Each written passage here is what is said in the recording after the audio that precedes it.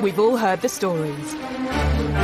The spoilt couple, the tantrums, the split. But there are two sides to every story. It's an opportunity for us to understand why they did step down as senior royals and for us to understand what it is that they're searching for in life. When you have that level of independence, my goodness, you can do anything. Tonight, we hear Meghan and Harry's side. This book definitely is about getting the truth out there. This book has potential to have huge ramifications for their relationship with the other royals. What caused the rifts? Look, we're brothers. We'll always be brothers. We're certainly on different paths at the moment. I would imagine if there is any conversation that William could take back, it would be that one. And who is to blame? They felt it was a slight, they felt put out. No one in the royal family likes being taken by surprise. Was Harry really as unhappy as is claimed? Were Meghan and Kate really at war? Or did the couple simply demand too much? Kate and Meghan are not obligated to be best friends. There is an intense interest from the public to try and find out the unfettered truth. Meghan Markle made serious judgment calls and made considerable errors. Can the couple ever repair relations with the rest of the royals? I don't see them going back into the constraining embrace of the royal family. I think that they will fly free. And how kind will history be to Meghan and Harry? Yes, they were breaking free of the royal family. Yes, they were able to embark on a new chapter of their lives, but it came at a huge cost. Meghan and Harry. Everything seemed like a fairy tale when the royal family gained a new member. I think they had the potential to be this amazing, celebrity couple. When they first got together, it felt like a real win, I myself was like, this is amazing. I'm loving seeing this. The wedding's going to be beautiful. And that's when the chip away started. Since then, it's been a turbulent 2 years for the Duke and Duchess of Sussex. And for many, they were to blame for everything that has gone wrong in the House of Windsor. But is that fair? I can just imagine what kind of struggle it was for them to see the constant lies, the constant made-up fabrication to sell papers, and that they were the human cost. Now, months after Megxit, we are witnessing the fight back. An explosive new book tells their side of the story, and it's causing breathless news coverage on both sides of the Atlantic. Now with the explosive new tell-all about as senior members of the royal family. And there could be some pretty stressful conversations for the royal family following claims made by a new biography of Prince Harry and Meghan Markle. Finding Freedom charts the relationship of Harry and Meghan from their first meeting to stepping back as senior royals. Everyone wants to know if this book is Harry and Meghan setting the record straight. They and the authors say they weren't involved, but that hasn't stopped speculation. I think it's hard to believe that they didn't have more than an interest in it, certainly. There's certainly lines within the books, even quotes that have come potentially from Harry and Meghan, and I think that a lot of people will be thinking that they had more of a hand in it than they have been letting on. A royal will always deny any involvement because that's the convention. The convention is that you never ever openly say that you have helped. But I think with Fighting Freedom, when we read it, you can hear Harry and Meghan's voice. Finding Freedom is written by Carolyn Durand and Omar Scobie, two seasoned royal journalists. Another author who has first-hand experience when it comes to setting the royal record straight is Andrew Morton. His book, Diana, Her True Story, caused a sensation in 1992. He believes the objective of Finding Freedom is to set out Meghan's side of the story. This is basically trying to explain how Meghan approached the royal family and how she was dismayed by the easy criticism of everything that she tried to do. She's been frustrated by the fact that she's not been able to give her side of the story. That all kinds of stories have come out about her and she's not been able to answer back. And it's something which she's found immensely frustrating.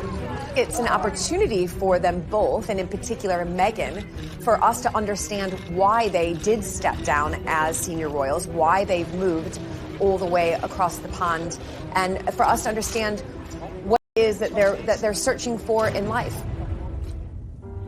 At the heart of the book is Harry and Meghan's decision to step down as senior royals. There are many reasons given, but crucially, we are told they were fed up being controlled by the royal institution. When they were told that they had to be brought within the confines of the Buckingham Palace machine, I think that's when they realised that their wings were being clipped and they weren't going to actually realise the stardom that they had set themselves up to be. The book claims there were concerns that the couple should be brought into the fold. Otherwise, the establishment feared their popularity might eclipse that of the royal family. I think they were particularly worried about William and Kate, that they might become more popular than them. And I think they just couldn't stand the idea of that. They couldn't reckon potentially be more popular than William and Kate, who were their golden couple. Are we to read it that Harry and Meghan felt that the other households thought they needed reining in, slapping down? Because that's how I read it. I read it that Harry and Meghan felt that there was this conspiracy against them and that they felt that they ought to be put back in their place on a variety of levels. And they became more and more insular, more and more paranoid. And then they felt there was no option but to leave. It always reminds me of a top football manager saying that no one is bigger than the club. And I think that analogy is very, very true here, that they weren't bigger than the institution. And certainly the men in grey suits that they believe were stalking the corridors trying to clip their wings might have been an invention in their own heads rather than actually what was going on. Those men in grey suits, as Princess Diana used to call them, were allegedly another element pushing Meghan and Harry away. In the book, friends of the couple call them vipers, and it's claimed some of them simply didn't like Meghan and would stop at nothing to make her life difficult. One of the suggestions in the book is that the courtiers, or the vipers as Harry and Meghan apparently refer to them, were out to get them, that they didn't like Meghan from the outset. It may very well be the case that there was a courtier, maybe two, who had it in for Meghan, who felt that she was too different, too confident, too ambitious, too different from anyone who had married into the royal family before. Meghan's differences led friends to call her Duchess Different, a play on the often repeated claims she was known as Duchess Difficult inside palace walls. I think calling Meghan Duchess Different is very telling, and it shows the gap between the old ways and the new ways. We can appreciate the value that both represent and celebrate the difference rather than try to, push it down or make it look like it's something bad. As Meghan and Harry's relationship with each other worsened, their relationship with the palace and the rest of the royal family seems to have soured. The new book says, increasingly, Harry had grown frustrated that he and Meghan often took a backseat to other family members. And the pair had to wait to announce projects if other, more senior royals had announcements of their own. I think she found that very difficult because actually what she thought she was getting was unrivaled power, and she'd be able to help and effect this change and be this change maker, which is what she wanted to be. And actually she found she was living in a gilded cage. By Christmas of 2019, Meghan and Harry had skipped Sandringham to take an extended break in Canada. They'd decided something was message. Well, the lack of photograph of them appearing for the Queen's Christmas speech obviously had an effect on them, and the book will tell you in detail about how this made them feel. They felt it was a slight, they felt put out. What I think was trying to be demonstrated during that Christmas message was the future of the monarchy, the future heirs, the future sovereigns. Harry and Harry's son are not there. They don't have that place on the table. From the $18 million estate they were staying at on Vancouver Island, the Duke and Duchess of Sussex set Megxit in motion. Emails were apparently sent to the Queen and Prince Charles. But the book claims Harry thought he was being blocked from a meeting with the monarch, which led to an extraordinary plan. One of the most fascinating and new revelations in the book was that when they landed in the UK from their sabbatical in Canada, they considered detouring straight to Sandringham to try and get a meeting with the Queen. If they had done that, I think the Queen would have been quite shocked and surprised, and because, frankly, that's not the way things are done. And I think that's a lot of the problem here. Harry and Meghan didn't want to keep doing the way things are done.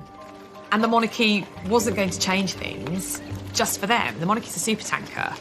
It just keeps on going, ploughing its own furrow.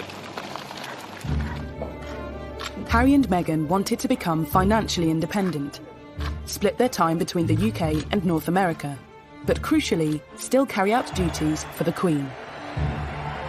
Eventually, the Queen agreed to issue a joint statement about her grandson's plans.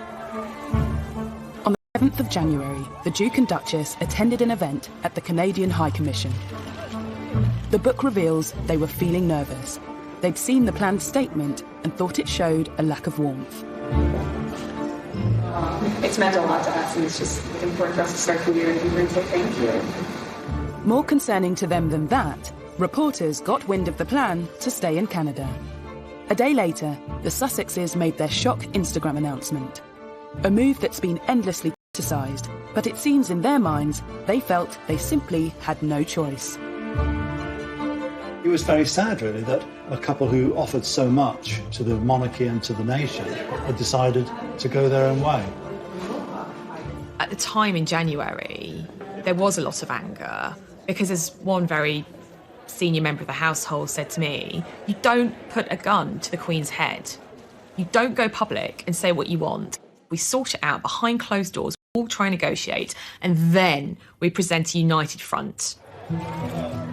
As well as their announcement, Meghan and Harry simultaneously launched their Sussex without discussing it first, left the Queen and the Duke of Edinburgh devastated. The issue of them creating this Sussex Royal brand and Sussex Royal website was a huge, huge problem for the royal family, because if they were going to go into the corporate world and start marketing themselves for big, big sums of cash, that was going to be the problem, that the Queen and senior royals couldn't have them marketing themselves as royal whilst earning money on their own personal terms. Crisis talks were needed, and on the 13th of January, Harry met the Queen, Charles and William at the famous Sandringham Summit. Yes, they were breaking free of the royal family. Yes, they were able to embark on a new chapter of their lives, but it came at a huge cost. Especially for Harry. He had to give up his military role. Finding freedom gives an insight into Meghan's feelings. It was so unnecessary, Meghan later told a friend. And it's not just taking something away from him, it's also that entire military veteran community.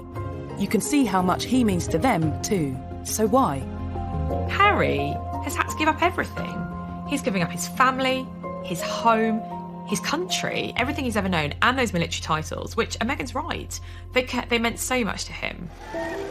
And what about what Meghan has had to give up?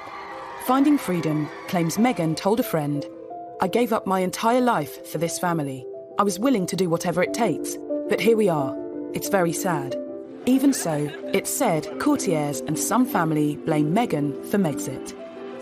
This girl who fell in love with a boy who happened to be part of the royal family, and she gave up her whole career to move over here to, of course, follow tradition and ritual, marrying into the royal family, and she literally couldn't win. And she basically gave up a part of herself, because that is what would have been expected of Meghan, expected of Kate, the Duchess of Cambridge.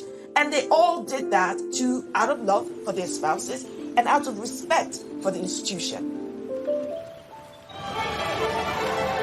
These new revelations tell a story of just how unhappy Harry and Meghan were with their royal life and how they felt forced into leaving. But the new book also gives us a new insight into Harry and William's relationship. William potentially saying to Harry, listen, take your time to get to know this girl. Don't be blindsided by lust. Don't rush into anything. I would imagine if there is any conversation that William probably could take back, it would be that one.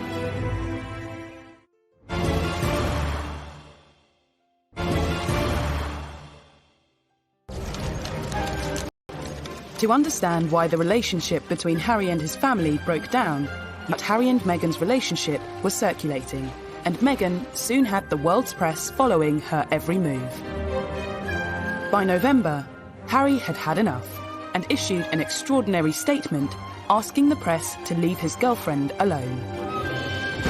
And Prince Harry lambasts the press for harassing his American girlfriend, Meghan Markle. The statement that Prince Harry released through his private office in November came just after a deluge of media reports about their relationship.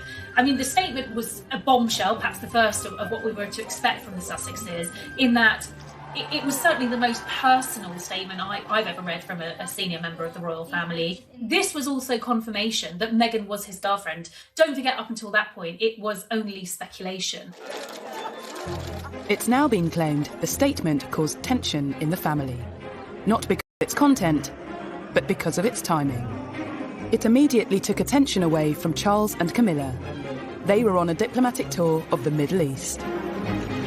Well, Harry's decision to write this statement himself and give the family only 20 minutes notice that he was putting it out was absolutely catastrophic. It torpedoed Prince Charles's tour of the Middle East, which went down like an absolute lead balloon in the palace. The royal family has strict protocols in place to ensure they don't overshadow each other's work. Something Harry appeared to overlook when he attempted to protect Meghan. I think one of the themes that is explored in Finding Freedom is the jealousies of some members of the royal household and some courtiers of the level of attention that the Sussexes were getting. You know, there was a point when Charles and Camilla weren't even getting a look in. You know, all the tabloids wanted to run was stories about Meghan and Harry, and that became a problem. And I think there's definitely some truth in the fact that Charles at times has felt a bit jealous, maybe, of his son's public profile, because for a long time William and Harry were getting really, really positive publicity, and Charles, of course, had dreadful publicity. Harry's statement caused shockwaves in the palace and allegedly upset the Prince of Wales. But looking back, this wasn't the first time Harry had come out in vocal defence of his girlfriends. In 2005, whilst dating Chelsea Davy, he gave a frank interview to mark his 21st birthday. I suppose that is the media in general. There's truth and there's lies, and unfortunately I can't get the truth across because I don't have my own column in the paper, which I'm thinking about getting. It does irritate me because obviously I get to see how upset she gets, and I know the real her. I don't think Harry's changed an awful lot over the years. He's become far more considered and far more aware of what's going on in the world. At the same time, this hostility to the mass media and to photographers and the paparazzi in particular hasn't changed one jot, to the point where he has, in his own mind, more control over his life. Less than a year after the statement, there was another incident, this time between Harry and William. Finding Freedom details a conversation that supposedly took place just before Harry proposed to Meghan. William is quoted as saying, "Don't feel you need to rush this. Take as much time as you need to get to know this girl."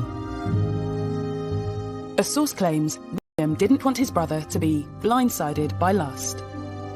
The book goes on to say, Harry could see through William's words. He was being a snob. I think that there was a great misunderstanding in that moment.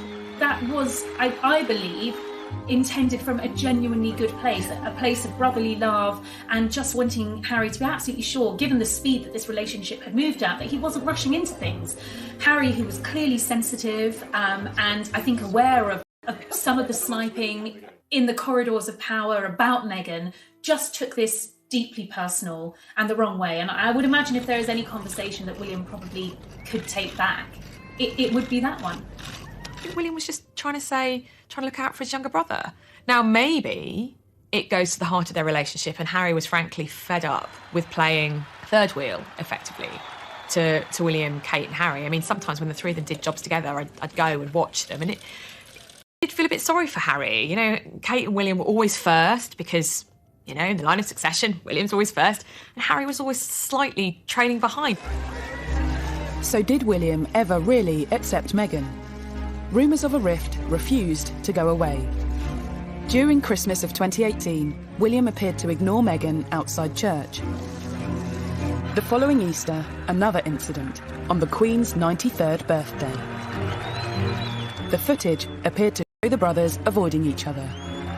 Is there petty jealousy? Yes, because I think there is between any family. Show me any family in the world where there's not jockeying for position, or one sibling doesn't think, oh, you know, that's the sibling shouldn't have had that, or etc. That is family. That is the human condition.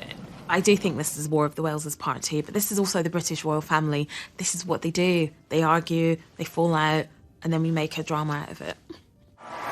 But for some, Harry and William's fallout is far more serious. This was a devastating blow to the British people and indeed members of the Commonwealth, because they have looked to William and Harry as being the successors. So to see a divide between those really did tear at the very fabric of the British public's relationship with the royal family. Has much experience being the same? Well, bear in mind I cook him and feed him basically every day. I think he's done rather well. You told us the other week that he did all the washing up. He does do a bit of the washing up, then he leaves most of it in the sink and then it comes back in the morning and I have to wash it up. Oh, the lies. Lies. I think the difference between William and Harry has a lot to do with succession in the royal family. William knows that at one day he will become king. Harry knew that the reality of that was very, very unlikely that he would ever sit on the throne. So in many ways, he lived a life free of those shackles. He was the rogue and renegade prince. And there was nothing wrong with that in Harry's eyes. And seemingly there was nothing wrong with that in the House of Windsor's eyes either, because it made him more relatable and it also modernised the monarchy. Tension between the brothers was confirmed by Harry himself during a bombshell interview with Tom Bradby. There's been a lot of talk in the press about rifts with your brother. How much of that is true? Look, we're brothers. We'll always be brothers. We're certainly on different paths at the moment, but I will always be there for him, and as I know, he'll always be there for me. We don't see each other as much as we used to, but it's just, as I said, as brothers, you have good days, you have bad days. I think now that we have the book coming out and what we've read from Finding Freedom really does solidify what Harry was talking about in the Tom Bradby interview when he said that there's good days and bad days. The book is telling us literally in black and white, or will tell us in black and white, what those good days and what those bad days were. Not only is it alleged that William wasn't as accepting of Meghan as Harry would have liked, it's also claimed she wasn't warmly welcomed within the palace. One senior royal referred to the American actress as Harry's showgirl. Another told an aide she comes with a lot of baggage. And a high-ranking courtier was overheard telling a colleague, "There's just something about her I don't trust." It is alleged that a senior member of the royal family referred to Meghan as Harry's showgirl. We don't know which senior member of the royal family this is. According to another source, a courtier said that she came with a lot of baggage. And to a degree, Meghan did come with baggage. She wasn't the virgin bride marrying into the royal family. I think it was celebrated that she was from a dual heritage. She had a black mother, a white father. There was great excitement about the fact that she was akin to a Hollywood movie star, not A-list, but still famous in her own right. Meghan was a senior royal for, an incredibly short time. And I think if we look back at that short time, she was almost immediately hounded by the British tabloid article about Meghan. That was rather ruthless, to be honest. Now, with thousands of miles separating Meghan from the palace and Harry from her brother, it remains to be seen if Harry and William's relationship can ever be the same again. I definitely think the dust needs to settle, and it may not happen next week or the next weekend or the one after that, but there's definitely a way back from this, and their relationship can be repaired. The irony about this book, in many ways, is that the brothers were just getting to a stage in their relationship where they were on a more even keel. I was told that communication had resumed between the brothers. We don't know whether they've spoken in light of the excerpts from this book, but one can only imagine that this has done nothing to improve relations that were strained in the beginning and at this stage must seem pretty beyond repair. Finding Freedom not only claims to know what happened behind the scenes with Harry and William, but sheds a light on the rumours of duchesses at war. I think there was a lot of excitement that Kate and Meghan would have become best buddies. However, when you look at it on the face of it, they were very, very different women from very different backgrounds. They were already going to have very different roles with the institution. And I think the pictures of them laughing and joking at Wimbledon were probably the best it was ever going to get.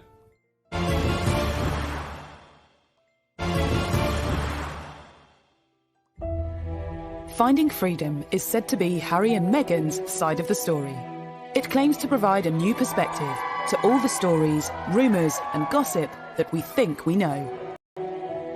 In particular, a focus on negativity surrounding Meghan's relationship with Kate, not long after she became the Duchess of Sussex. After the royal wedding, once that sort of crest of the wave of excitement and euphoria had subsided, there was a slow drip of reports that began to show Meghan in a different light.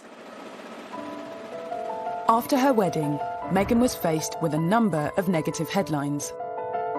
One in particular seems to have angered the Sussexes. It was reported that Meghan had made Kate cry during a bridesmaid fitting. Finding Freedom details the incident. Some of the children weren't cooperating, and there was a lot going on. Everyone tried to help where they could, but it's never easy with kids at fittings. There were no tears from anyone. I also think that it proves that, that story was put out by anti-Meghan people, by people who wanted to vilify Meghan, and it actually unpicks that, and it also proves that we know that there's people actively out there working to make Meghan look bad. There are always two sides to every story, but, Kate either cried at that dress fitting or she didn't, and, that is contested in Finding Freedom. What Finding Freedom doesn't do is actually explain what did happen.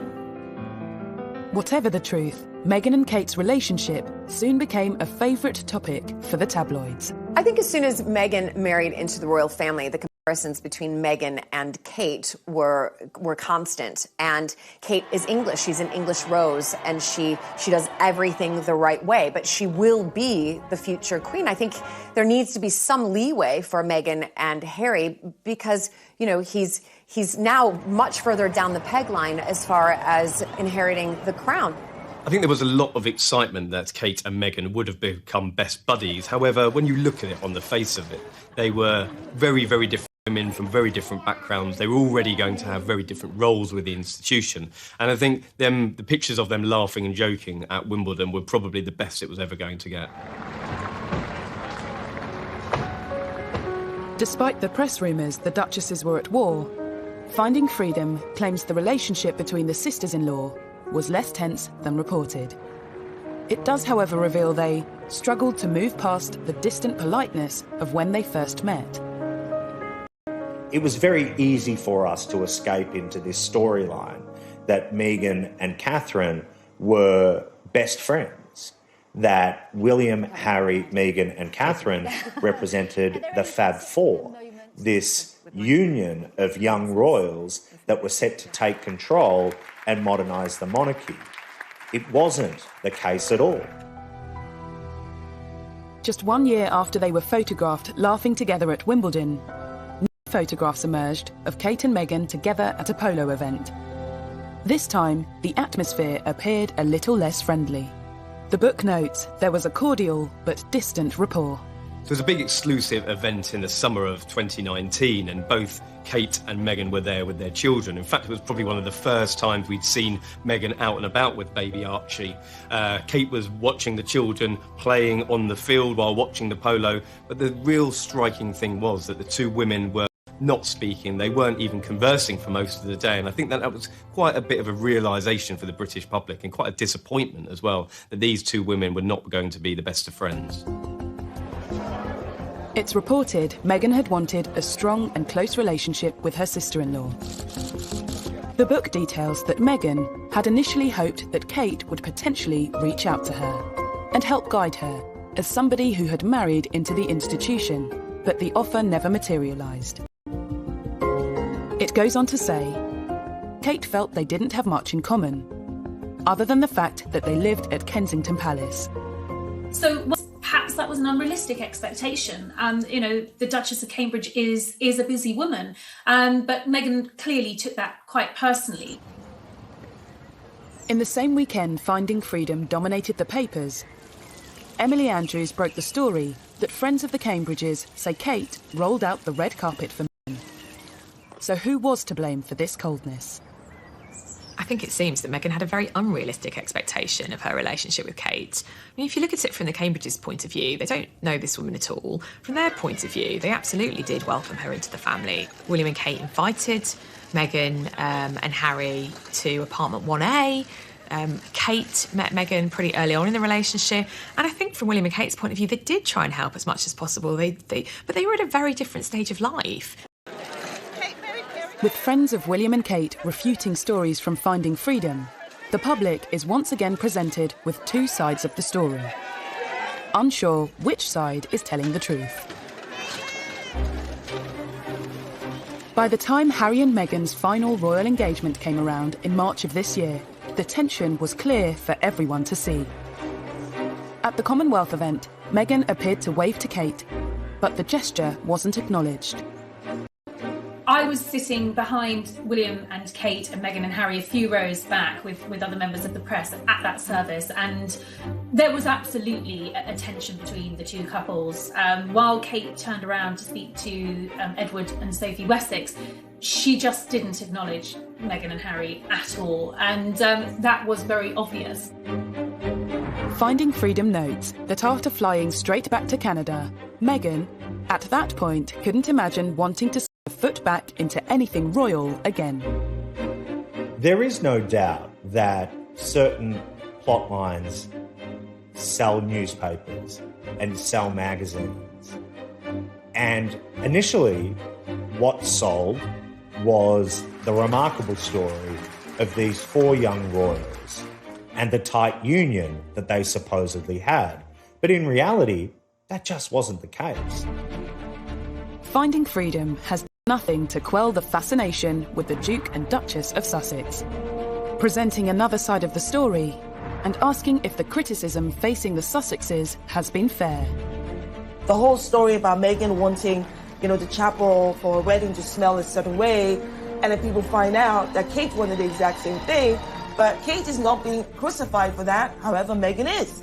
That just highlights again that this toxicity against Meghan is coming from a very deep place of bias. Might arguably tell the story from Harry and Meghan's side, but it's not the only book about them to hit the shelves this summer. It's the hot cakes right now. It's almost as though people think that this is the next version of The Crown from Netflix.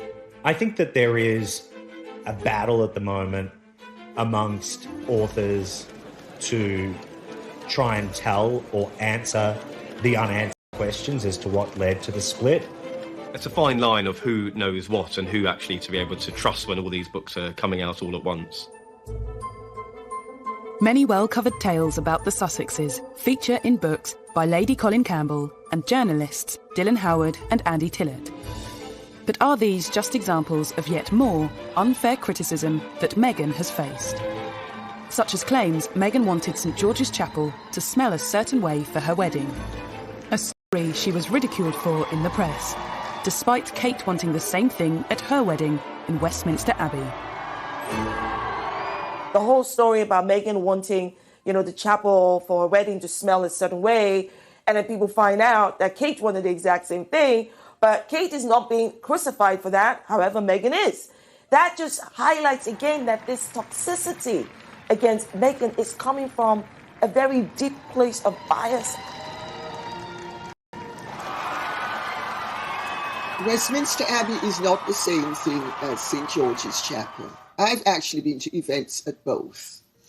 And I have to tell you, St George's Chapel does not smell musty. It smells of beeswax, which is what the furniture is waxed down with. Maybe Meghan had never smelt beeswax before in her life. Lady Colin Campbell's book addresses another infamous story. The claim Meghan clashed with the Queen over her choice of tiara for her wedding. But Finding Freedom says there was no clash. Each story has been corroborated by at least 2 sources, and they spoke to over 100 sources for the book. People don't want to believe that. They want to think only Harry and Meghan will say that, and they are lying. Instead, the book says it was Harry who had reservations, that the Queen's dressmaker, Angela Kelly, was intentionally delaying the process of Meghan selecting her wedding day tiara. But it is quite one-sided. Yes, Harry and Meghan don't escape criticism in the book. That's certainly true. But it is mainly their side of the story, and everyone else is the bad guys. Either way, what is sure is that there have been countless attacks on Meghan over the past 2 years. Allegedly, some even came from palace insiders. Buckingham Palace And we're back to this narrative again, that strong, independent women are anathema in our society. Duchess difficult. Hurricane Meghan, some of the headlines that started coming out in the tabloid press, reports that, she had a habit of sending dawn emails to staff and wanted a response before lunchtime. This appears to be true and seems to be backed up in Finding Freedom. But the author's interpretation of this is that this was an experienced, successful American actress who was used to having an entourage of staff and who was used to having things done quickly. The idea that Meghan's a diva is clearly one of these racialized ways of thinking about black women where, they have this long-standing idea of the strong black woman who doesn't need anybody else, who's feisty and aggressive. Meghan has faced criticism for pretty much every move she has made, even down to the clothes she wears. When Meghan came on the scene and started wearing gowns that were thousands of dollars and living an extravagant lifestyle, then it began to rub people up the wrong way. Someone's got to spend the most, and Meghan's the one that spends the most. Again, it's just a non-issue, it's a non-story. She's probably spending her own money. What's the big deal? And even a claim that Kensington Palace staff noted that Meghan's charity cookbook, raising funds for the victims of the Grenfell tragedy, didn't contain a single recipe of British origin. She was trying to do something wonderful and good for all of those that were lost at Grenfell Tower and for their families. Everyone embraced this so deeply because it's been a passion project for all of us, and for very good reason. For Meghan, much of the criticism must have felt unwarranted and unfair. Why is Meghan a target for criticism? Very good question. Right. I don't know. Do you have a piece of paper? Several pieces of paper? But let's start with the fact that, one, she's a progressive woman. She's independent. And let's talk about the fact that she doesn't fit your traditional idea of, royalty. Let's talk about the fact that she's a woman of biracial heritage, right? Let's talk about the fact that her profession was that of actress. And the fact that she's American. There's just so many things around and about her that many people do not like. I feel for the poor girl. I mean, she came into this country, parachuted in. She's married into a very difficult family that everybody finds difficult to come into because of the various pressures. And she's someone who didn't know an awful lot about British history, British culture, and she's as war. But amongst all of the petty criticism, there have also been stories that suggest Meghan and the royal way of life was a culture clash. In my book, I go to great lengths to explain how the culture clash arose. Because Meghan has very American attitudes and expectations. She is all about confidence, go-getting, hustling, and all of those Hollywood things that she has been brought up to regard as desirable. Did Meghan really know what she was letting herself in for when she married into the royal family? Some stories show how she struggled to get to grips with royal life, like her first official engagement with the Queen, opening the Mersey Gateway Bridge in June 2018. People haven't looked at the real person who's trying to do her best coming into the royal family. Someone who didn't know the protocol, didn't know the etiquette. I'll give you a perfect example. She went to Liverpool with the Queen and she's sitting on the stage. It's a windy day. She doesn't know what side of the car to get into, to get out of,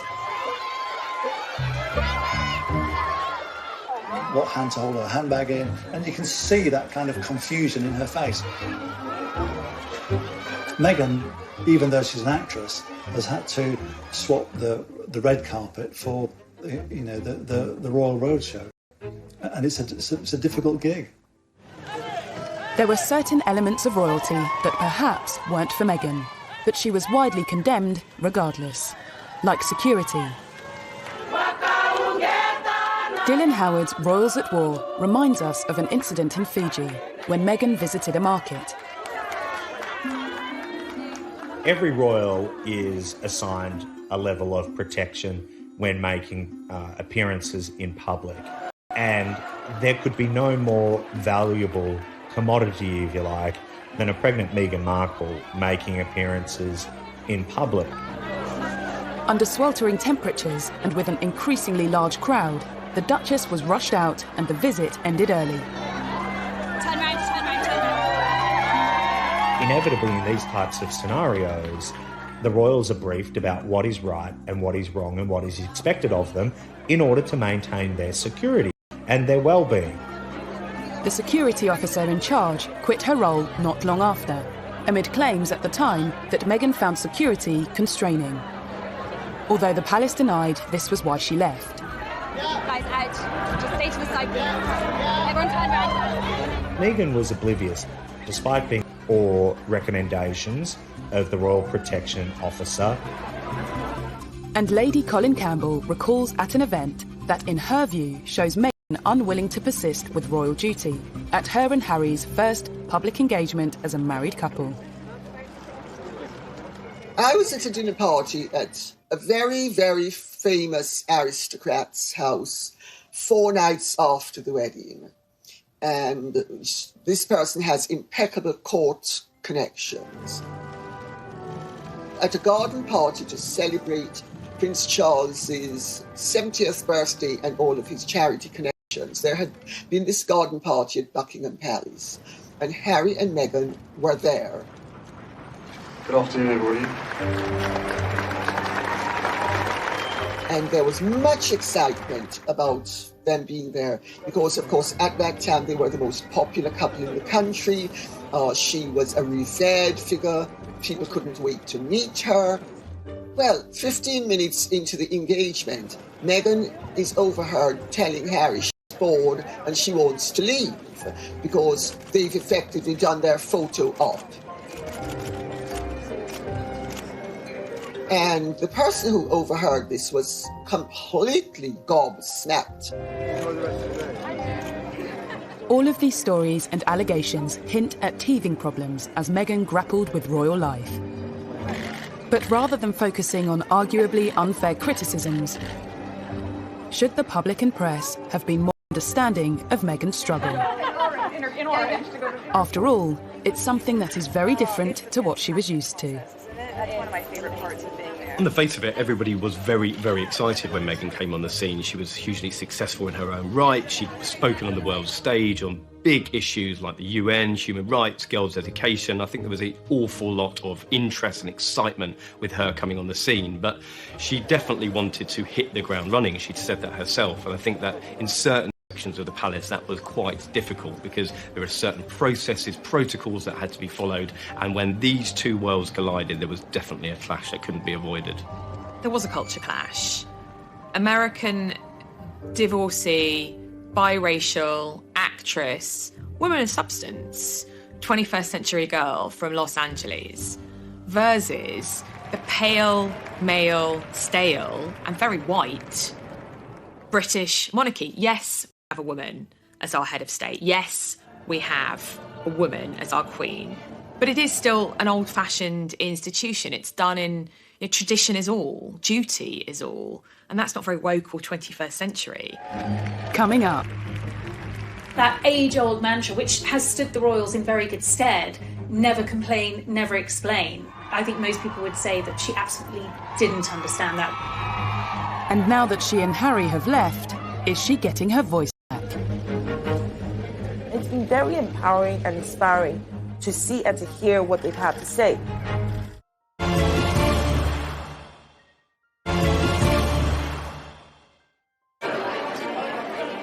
Many observers believe that a key factor behind the Sussexes leaving the royal institution was what some saw as the muzzling of Meghan Markle. Before her marriage to Prince Harry, she'd used her media profile to highlight social issues close to her heart. Women don't need to find a voice. They have a voice, they need to feel empowered to use it, and people need to be encouraged to listen.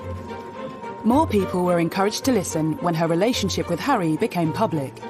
But being Harry's girlfriend was one thing, being his wife was quite another. If she was not part of the royal family, the way she would have come out to speak on issues and to lend support on different things, she had to curtail all of that. You can speak your mind as a celebrity. You can align yourself with different politicians. as a celebrity. You can't do any of that as being a member of the royal family. The blogs and all that stuff, that's just been silenced 100% to fit this role. Maybe one of the reasons for them wanting to leave is so that she can go back to doing it. And following her move to Los Angeles, despite the lockdown, Meghan Markle is out there speaking her mind once again. All of you are out there campaigning, fighting the right fight, being on the right side of history and ensuring that we can get closer to seeing this truly as our past and not that we have to revisit again and again and again. Meghan and Harry have given, recent Zoom virtual talks to many from the younger generation. They've definitely been able to speak about matters that are at the heart of them and matters that are important to them, like Black Lives Matter. The only wrong thing to say is to say nothing. Because George Floyd's life mattered, and Breonna Taylor's life mattered, and Philando Castile's life mattered, and Tamir Rice's life mattered. And so did so many other people whose names we know and whose names we do not know. It's been very empowering and inspiring to see and to hear what they've had to say. But did Harry and Meghan really need to leave the royal institution to speak out on subjects like racism and women's rights? I went back to the palaces, various people, and I said, would Meghan have been allowed to make those kinds of speeches if she's still working for the royals? Now, you can take what I'm about to say as, well, they would say that, wouldn't they? But literally... More problematic for the royals, perhaps, was a concern that Meghan's progressive agenda might encroach into politics. You're going to use your voice in a stronger way than you've ever been able to, because most of you are 18 or you're going to turn 18, so you're going to vote.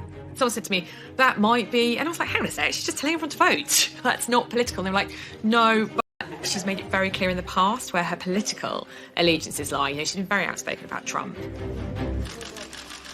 The royal family has historically stayed out of politics. There is an inherent conflict between a member of the British royal family involved in American politics. It just can't work. Before Meghan became pregnant with Archie, they had intended to go to America on tour, but she made it very clear that she wasn't going to see Trump. I'm afraid it doesn't work like that. Clearly she is a woman with very strong political opinions. I think we will probably see and hear more of these now that she is detached from the royal family. As well as freeing her to speak her mind, leaving has allowed Meghan to regain control of her own agenda and to hit out directly at her detractors. Meghan has always liked to control her own publicity. Through her Instagram, very popular Instagram account, her blog, Fatigue, she was used to being able to control the message. I think it's when things have been out of control, that's what she finds frustrating. Believe in what makes you unique, and don't be afraid to do what you know is right, even when it's not popular. Even when it's never been done before. Well, Meghan's choice of language of even when it's not popular, even if it's not been done before, was definitely a pointed reference to their decision to leave the royal family. Even if it scares people, and even if it scares you a little. That age-old mantra, which has stood the royals in very good stead, never complain, never explain. I think most people would say that she absolutely didn't understand that. One of the things she felt very stifled by was not being able to answer back. I think Meghan's biggest problem has been that she's obviously been schooled in the world of Hollywood, where you hit back at rumours and innuendo and you take the fight to them. Meghan couldn't grasp the reason why she wasn't able to respond to these. Well, there was so much more at stake than just Meghan Markle.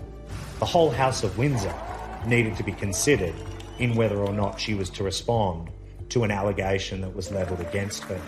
And that narrow-mindedness goes a long way to explaining why her and Harry would ultimately leave the family. And I think this book has largely been written to put her side of the story across. And regardless of their personal influence on the book, it hasn't been the only outlet for the couple's grievances. Suing a newspaper for publishing a private letter to her father. The letter related to Thomas Markle's various dealings with the media, following his non-appearances at the couple's wedding in May 2018. And within the court documents, some of Meghan's complaints about her treatment within the House of Windsor have been laid bare. She has used the courts as a forum to get her version of events out into the public. Meghan's detractors say she's attempting to manipulate the media and claim the revelations in her court evidence and writing the letter to her father in the first place are evidence of this. If Meghan expects me or anybody else that I know who has a brain to think that she wrote that letter for anything except damaging her father's reputation and boosting her own and excusing her, she better think again. The central point of the case is whether Meghan wrote this letter with the intention of it being public. And one of the authors behind this book has actually gone on record to say that Meghan wrote it with the public in mind. That was a comment made by author Omid Scobie earlier in the year, but not repeated in the book. Meghan emphatically states that she didn't expect the contents to become public. Associated newspapers, publishers of the Mail on Sunday, are contesting that. Before being published, the letter had been referred to in People magazine. She may have given her friend permission to speak to People magazine. Friends have been spoken to at some point, but I genuinely think that was a letter between herself and her father, and I don't think she wanted it to be in any of the papers. She would have been very frustrated that it was published without her knowledge. It will be up to the courts to decide of whether this was an issue or whether she did know or didn't. I think it must be very sad and exhausting for Harry and Meghan to have had to undertake this court action. They're forced to go through this vicious cycle of seeing more lies and the same lies come up and people buy into it and people dig into it. So it has to be exhausting for them, but I have to say it is the right thing to do. Since beginning the court proceedings, both Harry and Meghan have been accused of hypocrisy in their dealings with the media. Whether or not she wanted the letter leaked is really unknown at this point. But what I can say with certainty is that she does want certain stories leaked. In the book Finding Freedom, it says that she worked with the paparazzi. She tipped them off, and she tipped off local journalists because she was trying to further her own profile. And you do kind of come away from the book thinking Harry and Meghan are perfectly happy to invade. I've never seen a member of the royal family who has polarised opinion quite as strongly as Meghan and then Harry and Meghan. It's almost as if people took positions very, very early on. You're either for them or you're against them. But unlike many such debates, there will eventually be winners and losers on at least some of the big questions over Meghan. Is she an attention-seeking hypocrite who was a disruptive influence on the royal family? Or is she a well-meaning and wholly innocent victim of racism, sexism, and the machinery and machinations of the monarchy? It seems that the English courts will play a part in answering that question. If they are to win, they will have won at the expense of dragging the royal family through the mud. So win or lose, in my view, it's a loss. Released from the House of Windsor, have Harry and Meghan really found their freedom? If it was not for COVID-19, we would have seen and heard a lot more from this couple. They are holed up in a rented £80 million mansion. They really need to try and take a bit of time out and maybe realise what they want, what their future looks like.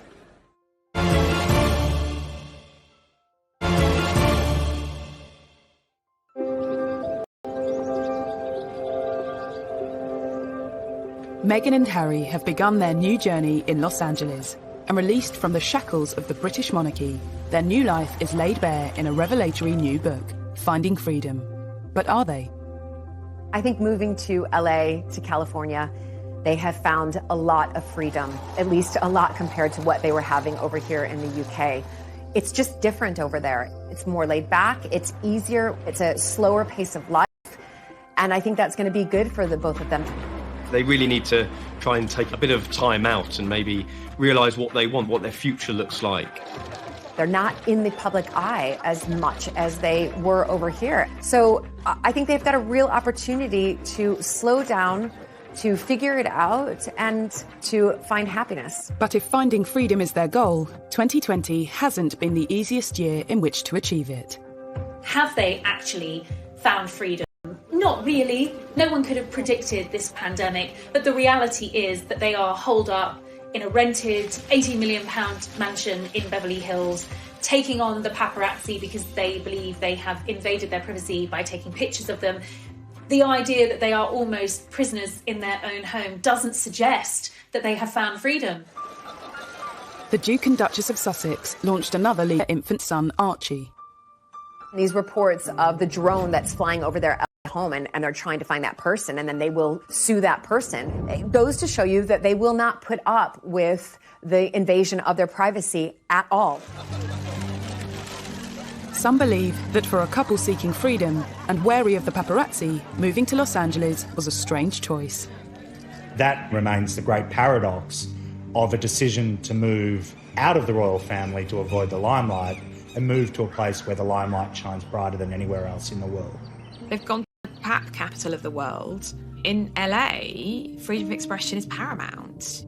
I think that we're seeing how they're trying to achieve the privacy that they want by suing publications, and they probably won't stop until they stop being pursued. So I think this will definitely put caution in a lot of journalists and a lot of photographers and being very, very careful about what they print. The Sussex's battle is far from over when it comes to protecting their privacy. But what does the future hold when it comes to their financial freedom? I think we're going to see a lot more of Meghan and Harry making speeches. I've been told the Obamas' business model is something that they're very much aspiring to, which could earn them a very lucrative income indeed. I mean, public speaking engagements alone could earn a couple hundreds of thousands of dollars. And I'm quite sure that in California, where they're now based, that there will be all kinds of companies that will want to see them on their boards. And I can well imagine, for example, Meghan going on board of a major international company to look at gender issues. There's much speculation about the path that Meghan will take. But what about Prince Harry? The break from the royal family meant giving up all his military titles, and which took up an awful lot of his time. I think he probably took that quite hard, and I think that was a bit harsh, but I'm hoping that he can continue to work with veterans in some form, perhaps in America, and continue that line of work, because he was genuinely passionate about it. If, as seems likely, Harry has more difficulty than Meghan in acclimatising to this new life, might some kind of return to the royal fold be possible? The Queen gave them this option of the trial period, see how you fare after 12 months and see if it's working for you. Partly through coronavirus and partly through the way they have handled things, what they hoped to achieve is clearly turning out to be more of an uphill struggle than they would have envisaged initially. Who knows? I don't think they know what they're going to be doing between now and next week, much less next year. There were headlines in some of the tabloid press after the serialisation that, there was no way back after Sussex's. I'm not so sure. While I don't think they will go back to a royal role as such, Harry remains, in spite of what's been said and what's happened, deeply loved by his family. Whatever the future might hold for the former royal couple, it seems that for now, a return to the House of Windsor is very far from their minds. I think that they will get it right over there. I hope that they will do exciting and amazing things together, become financially independent, and live a peaceful life, which I suspect is what they both want. I applaud Harry and Meghan for standing up for what they believe and wanting to carve out a life for themselves that makes them happy. That should ultimately be what we all want for them. They've got an opportunity to make a change, to make a difference, and I'm quite sure that they will continue to do that over the next few years, but not under the umbrella of the royal family, but under their own umbrella. In 2018, William, Harry, Kate and Meghan were being hailed as the golden generation who'd build a new 21st century monarchy. In just 2 years, that dream has shattered. How? Finding freedom certainly doesn't have all the answers, but it does reveal the open wounds currently blighting the royal family, and some say rubs salt into them. There are two sides to every story. Which one to believe, that's up to you.